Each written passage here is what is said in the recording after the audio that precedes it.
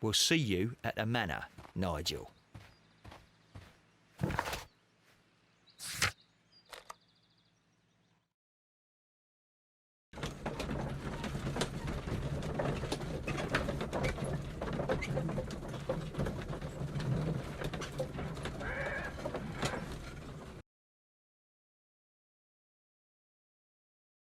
Here I am at the manor.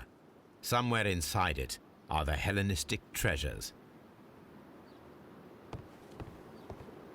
This lock is quite old. It shouldn't be much of a challenge.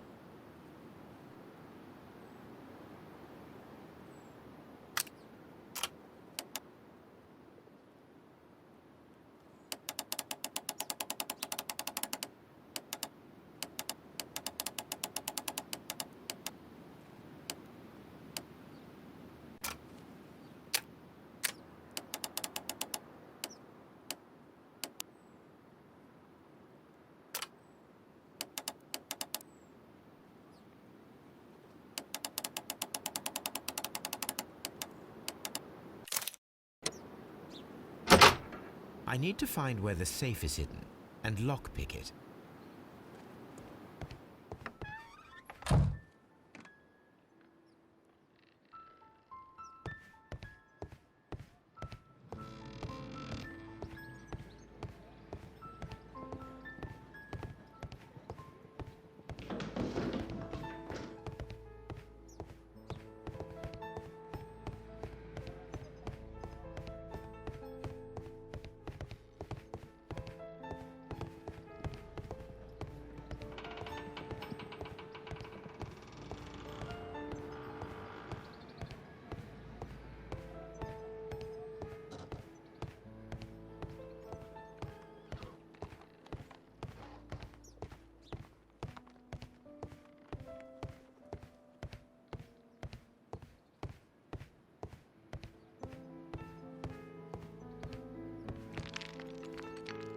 This cupboard is an absolute mess.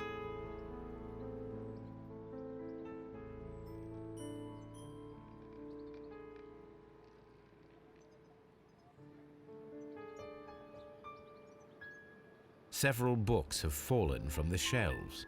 It seems as though this cupboard can be moved. I'll give it a try.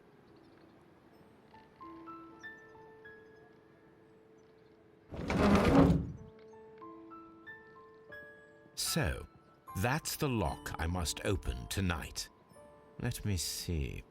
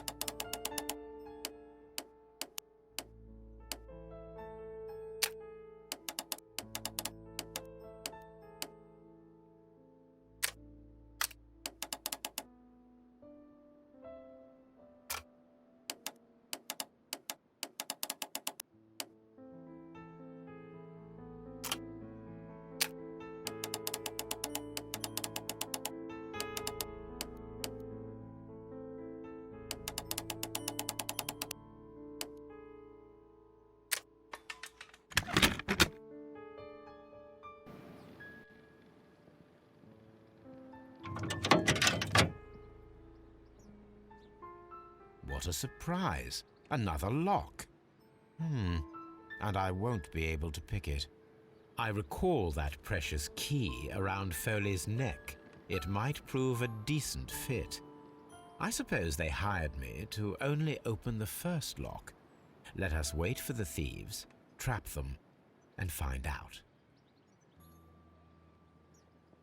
Let us check the thieves' possible escape routes in the event that they are caught off guard by the police from the front door.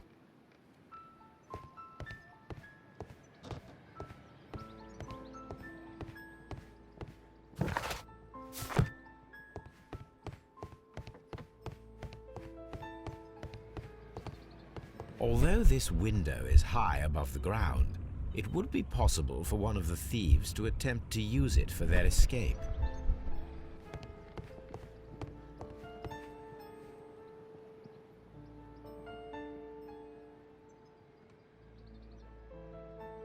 This is the perfect place to set a trap.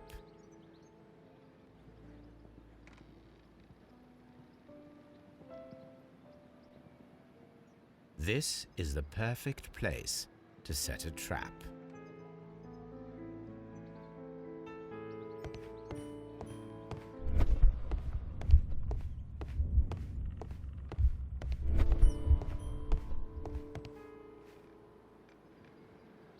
This should be useful.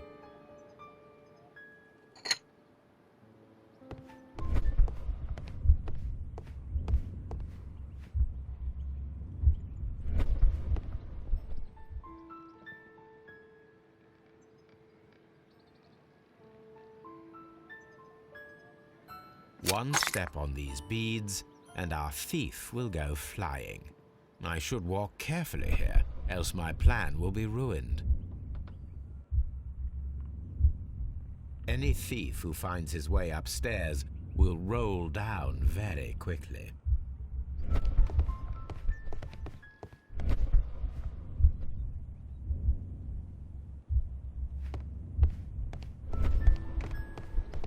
The ground floor window is a perfect way to escape the police.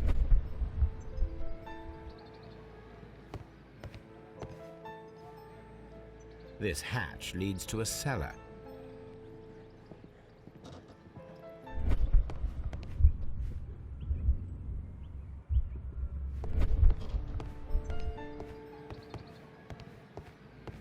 This door is a perfect means of escape in an emergency.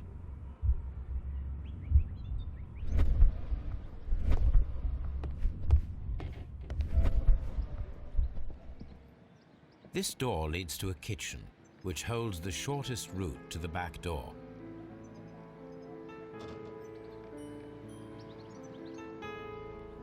This door leads to a kitchen, which holds the shortest route to the back door.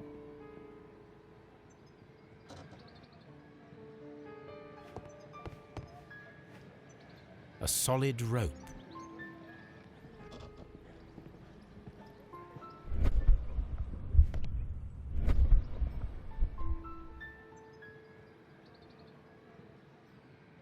This door leads to a kitchen, which holds the shortest route to the back door.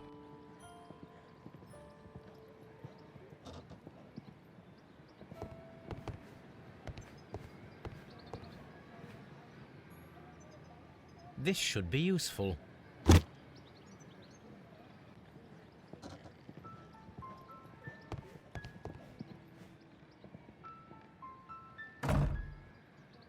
The door is now blocked. The door is now blocked.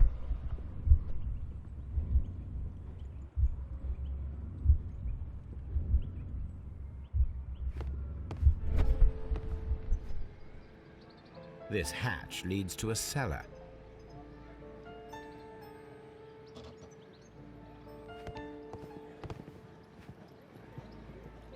This should be useful.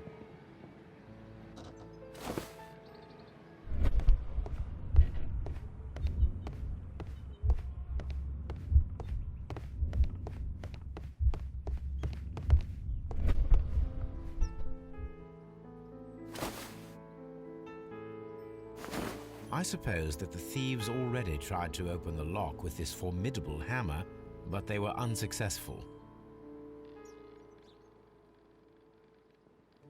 Now, if anyone takes the hammer, the rope will uncoil and make the chandelier fall.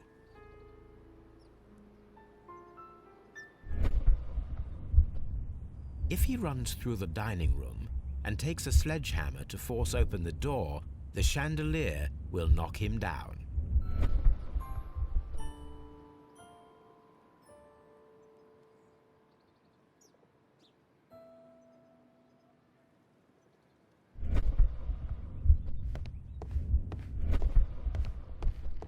The door is now blocked.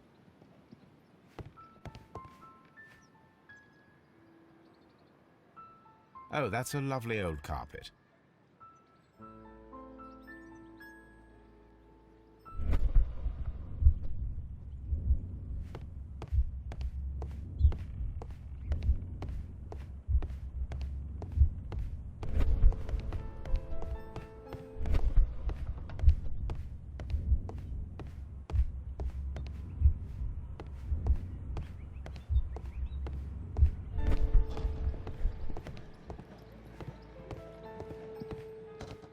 The door is now blocked.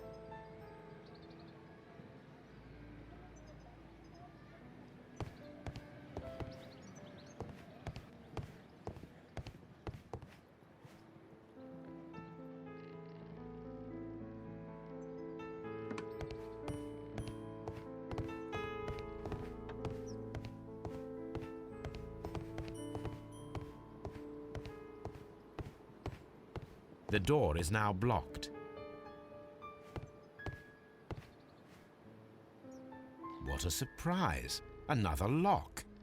And I won't be able to pick it. I recall that precious key around Foley's neck. It might prove a decent fit. I suppose they hired me to only open the first lock. Let us wait for the thieves, trap them, and find out.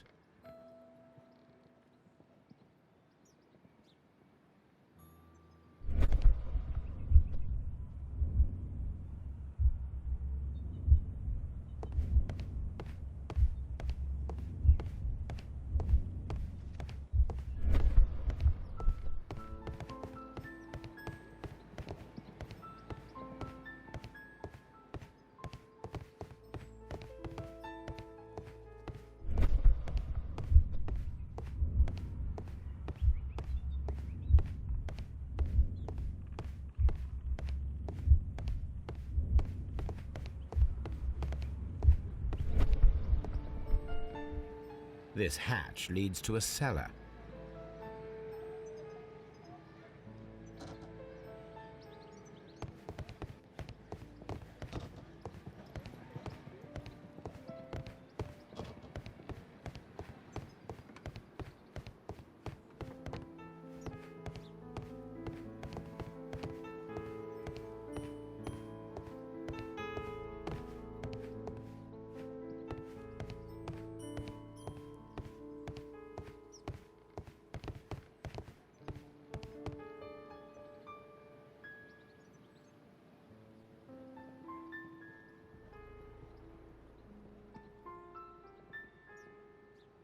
Oh, that's a lovely old carpet.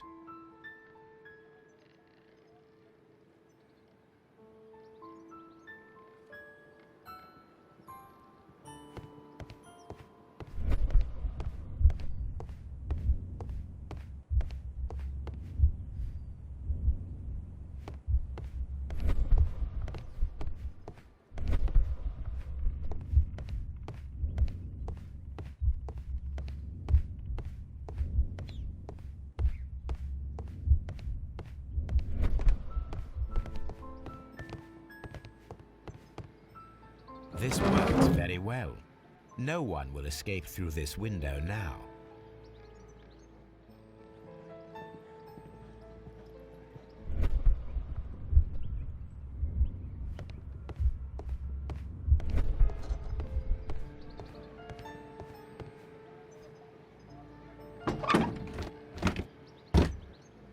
There is no ladder.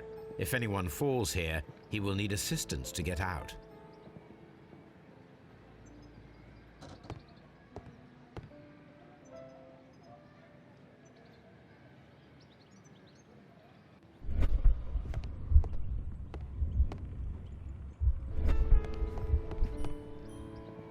This hatch leads to a cellar.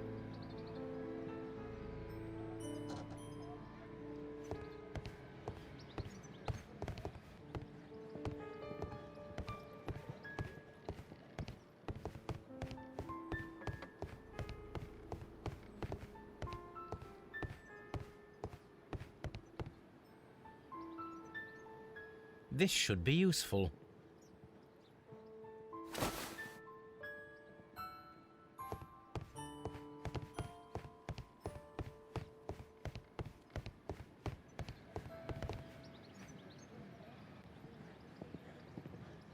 Now, it's not an open hatch, just a nice carpet on the floor. I should walk carefully here, else my plan will be ruined.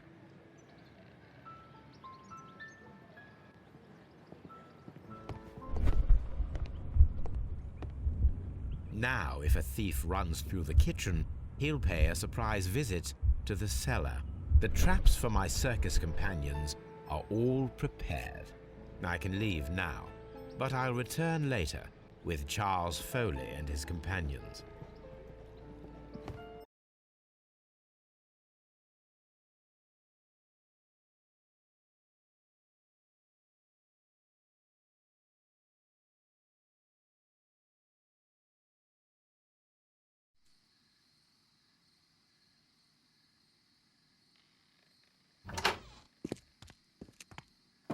Police! Police!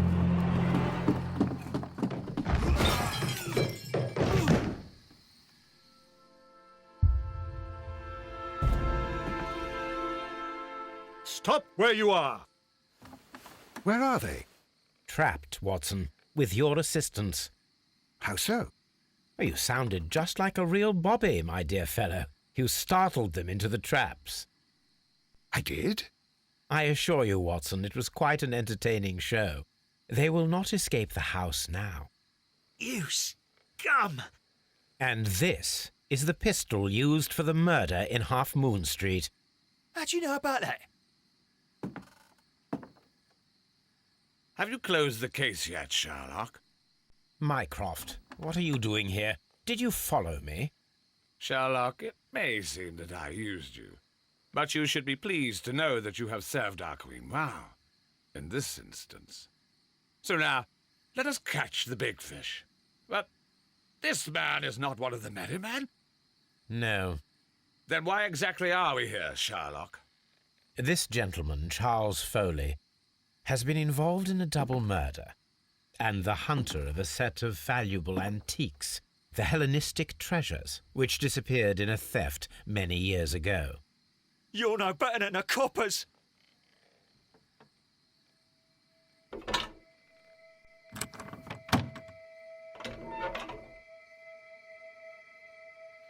Holmes, that is incredible. The Hellenistic treasures. Indeed. Nothing but trifles. Where are the merry men?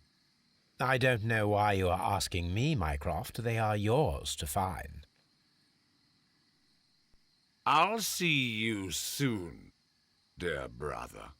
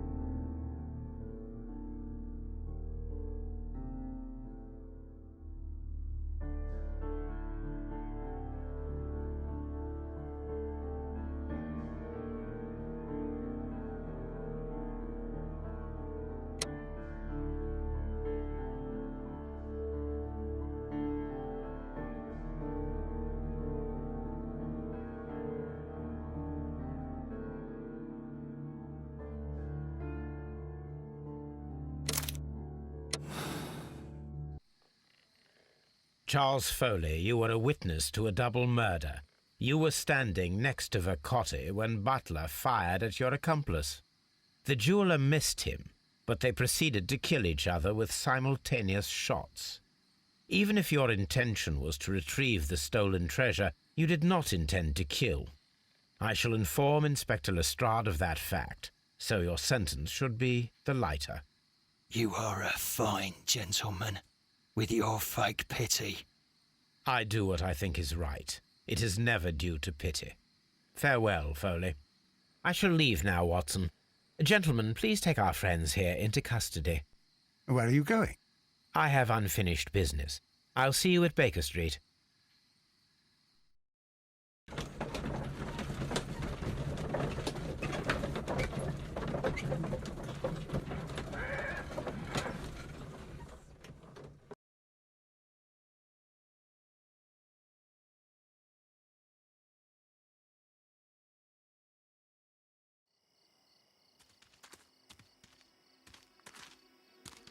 Be careful with the lamps. Don't bring them too close to the barrels. Good evening, gentlemen. Who's there? That is of no importance. What matters is who you are and the plans that you have here. So you can stop us from carrying them out? Eventually, yes. Hey, careful. You'll blow us all up. I'm listening. We are a group known as the Merry Men. But I suppose you knew that already. We are the men who've already lost everything of value in their lives. We are ruined shopkeepers. We are workers who were fired from their jobs. Honest people who were robbed. We were forced out from our homes and thrown onto the street. And all of this in the name of the so-called law. The laws that were set out by our government. The laws that make the commoners only more vulnerable and the wealthy more protected. We are not only from the British Empire.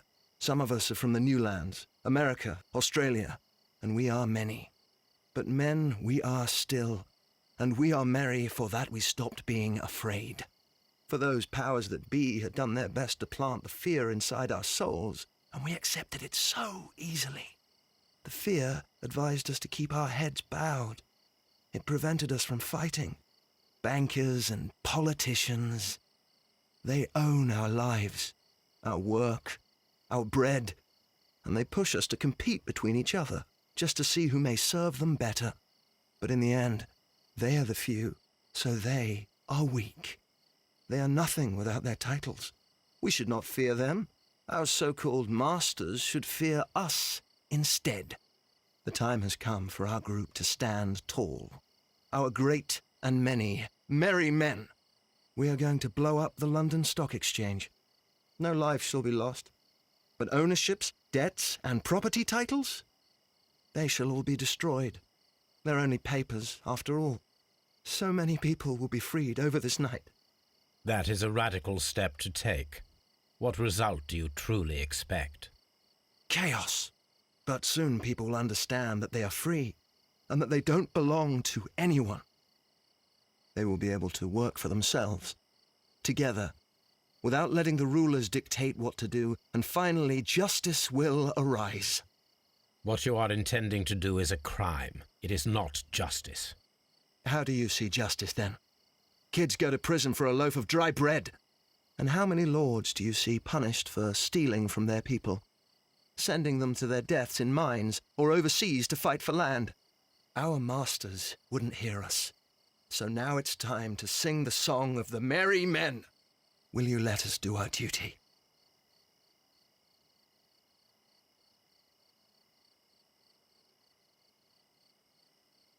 When the law serves only the few, it can no longer be trusted.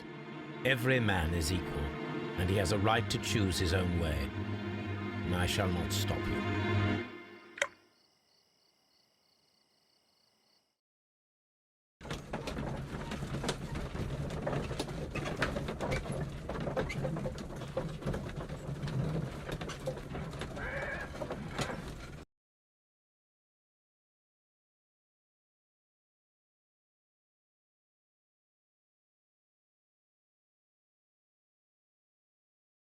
So, you're interested in Russian literature now?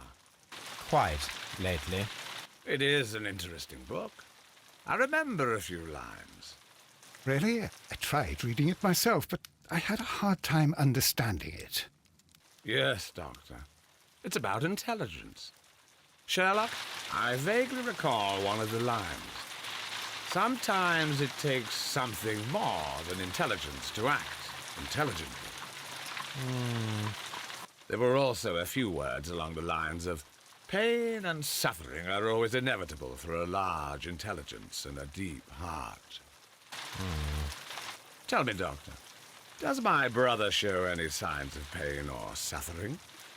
Not that I know of. Because you see, Doctor, behind all of his masquerade, my brother does possess a deep heart. So deep that he does not recall where he places his love. Well, I'm sure that... His love and his duty that, in the first place, should be directed towards the Empire. For without it, we would be nothing. a country filled with uncivilized men. I should leave now. Sherlock, Dr. Watson. Holmes, what just happened? What was that? The start of a new world. Anything in the post, Watson? Any clients worthy of our attention? Only a second reminder from Mrs. Hudson about our new neighbour. She urges you to remove your... Oh, I don't care about that. Holmes, the lady who will be moving in shortly has requested the use of our spare room to place all of her boxes. Wait, what? A lady?